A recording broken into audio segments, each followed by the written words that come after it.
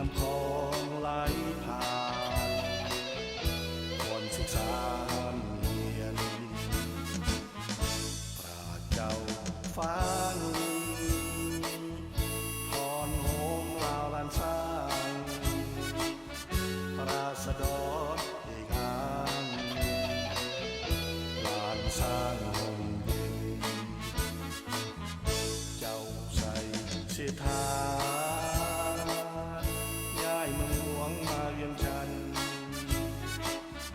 ราษฎรสุขสันต์เวียงจันทร์มุ่งเมืองเจ้าอานุวงศ์ทรนงกูซาเข้มแข็งองอาจเพื่อศาสละตนทอดผ้าประสาสีทางลำพากอบกู้เอกราชศาสตร์ลาวปราบได้หมู่มาร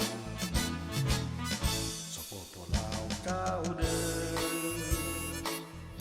สร้างสาพัฒนาทอดโหมประสาเทิดทูนศาสตร์ลาว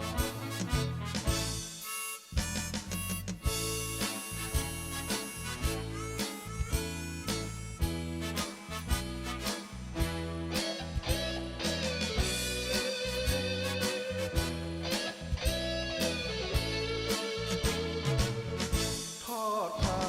ประสาสีทางลำพา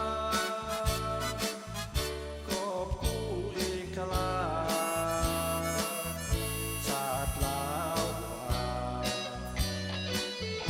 ปราบได้หมู่มารสปปลาวก้าวเดินสร้างสาพัฒนา